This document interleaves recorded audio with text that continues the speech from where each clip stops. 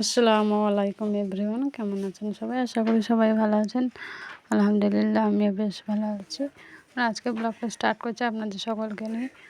অবশ্যই শেষ পর্যন্ত দেখতে থাকবেন ব্লগের পর থেকে আমি স্টার্ট করা হয়েছে, কারণ কদিন তো কাজের ব্যস্ততার মধ্যেই চলছে, তো 3-4 দিন গ্যাপ হয়ে যাচ্ছে। তো ব্লগ দিতে এখন একটু চাষের কাজে ব্যস্ত আছি, ঠিকঠাক দেওয়া হচ্ছে না। এরই মাঝে আবার আমাদের নিজের বাড়িতে গেছি, ওনাদের বাড়ি থেকে নিজের বাড়িতে যাওয়া হয়েছে, তো ওরই মধ্যে অনেকটাই ব্যস্ততা আছি। তো দুটো বাড়ি মিলেই কাজ চলছে, একটু চাষের কাজ, একটু বাড়তি কাজও চলছে, আবার সংসারের কাজ তো আছেই। আর ছোট্ট একটা দোকান আছে, সেটা তো আপনাদের বারবারই বলেছি, এই আর কি। তো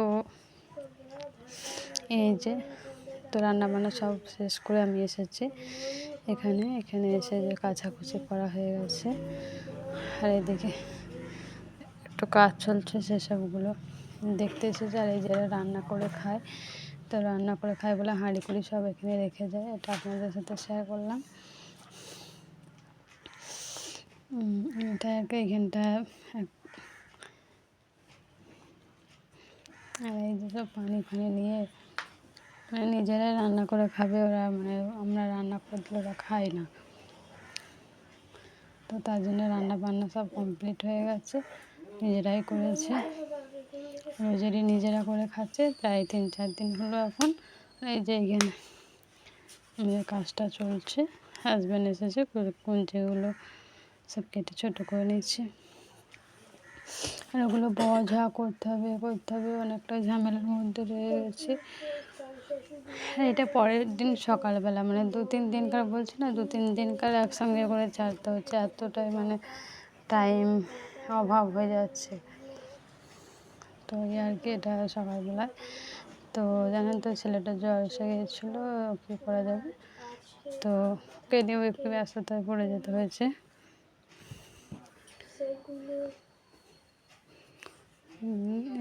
এই যে ছাদে ছিলাম, ছাদ থেকে একটু নেমে আসা, আমি ছেলের জন্য এবার রান্না করব। তো একটু পোলাও রান্না করব আজকে, অত ব্যস্ততার মাঝেও পোলাও রান্না। এটা এখন সাদা ভাত চাপিয়ে দিয়েছি, তো দুটো সাদা ভাত খেতে হবে,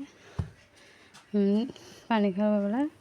আর এই যে এত সবজি থাকার পরেও আমাকে পোলাও রাঁধতে হলে, ছেলে বলছিল মা একটু পোলাও বানিয়ে দাও, ঠিক আছে তাহলে পোলাওটাই বানিয়ে ফেলি। এই ডিমগুলো কিন্তু আমাদের দোকানে বিক্রি দেয়, আমাদের ঘরের নয়। তো ক্যামেরায় একটু নিয়ে নিয়েছি, ওখানে আমি পানি নিচ্ছিলাম, তো ক্যামেরায় এসে গেছে। আর এই যে সমস্ত সব কিছু রেডি করে ফেলেছি, আপনাদের সাথে কথা বলতে বলতে আর এতটাই ব্যস্ততার মধ্যে আছি, সব কিছু ঠিকভাবে গুছিয়ে শেয়ার করবো সেটা আর পেরে উঠতে পারছি না। তো পরে আমি সব কিছু কমপ্লিট হয়ে যাওয়ার পর আমি আর একটা ব্লগ দেব, সমস্তটা আমি গুছিয়ে দেখাবো, আপনাদের সাথে শেয়ার করবো, আপনারা পাশে থাকবেন।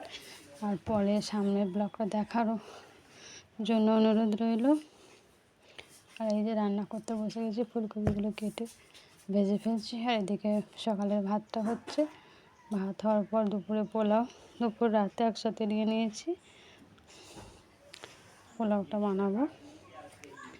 তো পোলাও তো আমি ঠিক মতো বানাতে পারতাম না, এবার এত সুন্দর হয়েছে, কি বলবো, বানাতে পারতাম না বলতে পানি দেওয়াটা ঠিক বুঝতে পারতাম না, তাছাড়া সবই ঠিকঠাক হতো, কোনো সময় বেশি কম এরকম হয়ে যেত। তো এবার এত সুন্দর হয়েছে, আর যাই হোক খুব ভালো লাগলো, খেতেও খুব টেস্টি হয়েছিল।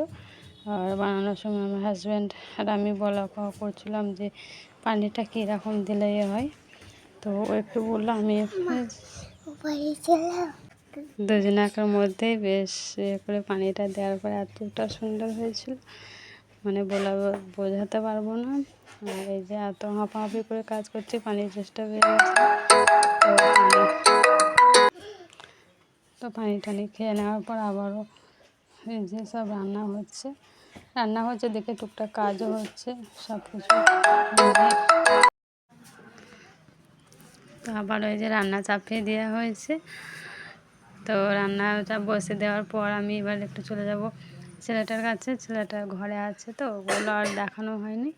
তো ফাইনালি আমি বিরিয়ানি নয়, পোলাও বা ভাতে বসে যেটাই বলুন না কেন আমি চাপিয়ে দিয়েছি। কী দিচ্ছি একটু দেখে নিন। সাদা তেল দিয়েছি, তার উপরে গরম মশলা দেওয়া হয়েছে। তেজপাতা আমি ব্যবহার করিনি, এত ব্যস্ততার মধ্যে ছিলাম যে তেজপাতাটা আর দিইনি। আর আমাদের অতটা পছন্দও করে না, তার জন্য আর দেওয়া হয়নি। গরম মশলাও পছন্দ করে না, তবুও দিয়েছি ফ্লেভারটা আসার জন্য। এটাই আর কি। আর এত সুন্দর হয়েছে, এত সুন্দর হয়েছে, আমি ভাবতেই পারিনি যে এতটা সুন্দর হবে। তো এটাই আর কি। তো চলুন দেখা যাক। আর যে এটা এখন একটু ইয়ে করে নিচ্ছি, মানে তেলটা গরম হওয়ার পর দেওয়া হয়েছিলো। আর দেখেছেন পেঁয়াজটা দিলাম কতটা মানে ইয়ে হয়েছে,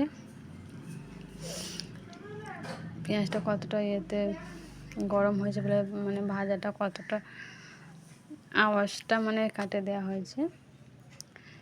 খুব সুন্দরভাবে ভেজে নেব। ভেজে নেওয়ার পর সমস্ত মশলা দিয়ে নেব। মশলা দিয়ে মাংসটা দিয়ে খুব ভালোভাবে কষাবো, কষে নিতে হবে। কষে নেওয়ার পর চালটা দিয়ে দেবো। তো একে একে সব কিছু দিয়ে কষানোর পর পানি ঢেলে দিয়ে ঢাকা দিয়ে দিলেই রেডি। ভাতে বসে খুব সুন্দর হয়। আপনারা যারা নতুন গৃহিণী তারা ট্রাই করতে পারেন বাসায়, খুব সুন্দর হবে। আমি এইভাবে করে দেখেছি, খুব সুন্দর হয়েছে। আর যারা একবারে মানে ব্যাচেলার তাদের ক্ষেত্রেও বলছি, এভাবে রান্না করে দেখবেন, অনেকটাই সুন্দর হবে এবং সুস্বাদু খেতে।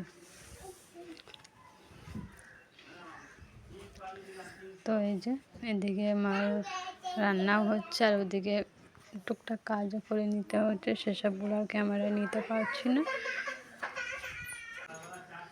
তো সব কিছু রেডি হয়ে গেছে, ভুনাভুনি হয়ে গেছে। দেখে ডিমটাও ঠিক ইয়ে করে নেব, সেদ্ধ করে নেব। ডিমও সাইডে করা হয়েছিল, ডিম গোটা ডিম ভাজা হয়েছিল।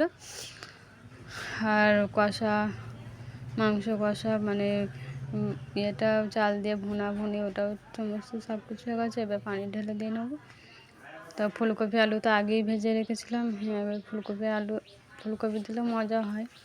অনেকে নাও দিতে পারেন, ছোলার ডালও দিতে পারেন, কিন্তু ছোলার ডালটা আমি দিইনি। ছোলার ডালও ভেজানোর মানে হয়নি, হঠাৎ করে করতে হলো, তো তার জন্যে সব কিছু গুছিয়ে বা রেডি করে কিছুই করতে পারিনি, হঠাৎ করে নিতে হলো। তো ছেলে বলেছিল মা একটু করলে, হ্যাঁ ঠিক আছে করে দিচ্ছি। আর ছেলেরা কি বলুন তো, যেটা খেতে চায় সেটা তো মায়েদের করে দিতেই হবে, তাই না? এটাই আর কি। আর এদিকে আমি সমস্ত রান্নাবান্না করছি আর ঘরগুলো সব গুছিয়েও নিচ্ছি, মানে বাচ্চা থাকলে যেটা হয়। আর রান্না করতে কত এটা ওটা বার হয়, সেগুলো সমস্ত সব আমি ধুয়ে মেজে পরিষ্কার করে নিয়েছি। আর এদিকে আমার রান্নাও হচ্ছে। এখানে আমার যে হাজব্যান্ড দেখতে পেলেন, তার হাজব্যান্ডের আমি দুজনে মিলে পানি দেওয়ার ব্যাপারটা করছি, যে হ্যাঁ পানিটা ঠিকঠাক দেওয়া হলো কি না এটা দেখছি। তো ওই যে আবার ভাত রান্না করা হয়েছিল, খেয়ে নিয়েছি বেড়ে। আর ছেলে তো ভাত খেতে পারিনি, ওকে আবার একটু দুধ দিলাম গরম, ও দুধ খেয়েছিল। তারপর পোলাও ভাতটা খেয়েছিল, খুব মজা করে খেয়েছে। তা আজকের মতো এটুকুনি। খোদা হাফেজ। ভালো থাকবেন, সুস্থ থাকবেন, আর আমার সাথেই থাকবেন। সামনে ব্লগটা মিস করবেন না।